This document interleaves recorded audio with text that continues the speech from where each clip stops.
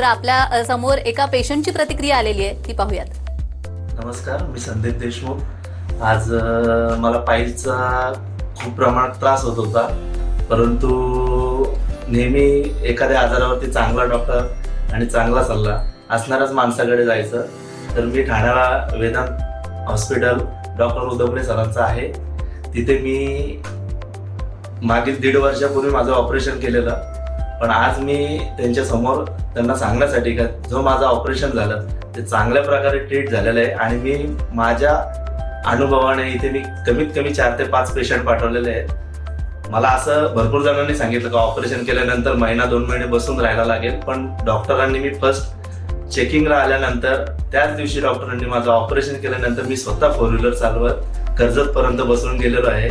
असं कोणत्याही प्रकारचा 4 महिने झोपणं 5 महिने झोपणं या हॉस्पिटलला असं कुठलाही हे नाहीये.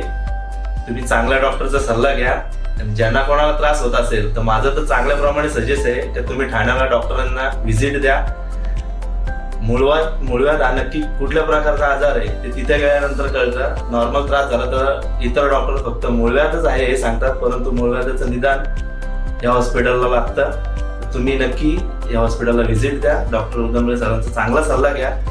आणि आज माझं ऑपरेशन होऊन 1.5 वर्ष झालेलं आहे. माझ्या शरीराला आज कुठल्याही प्रकारचा त्रास नाही.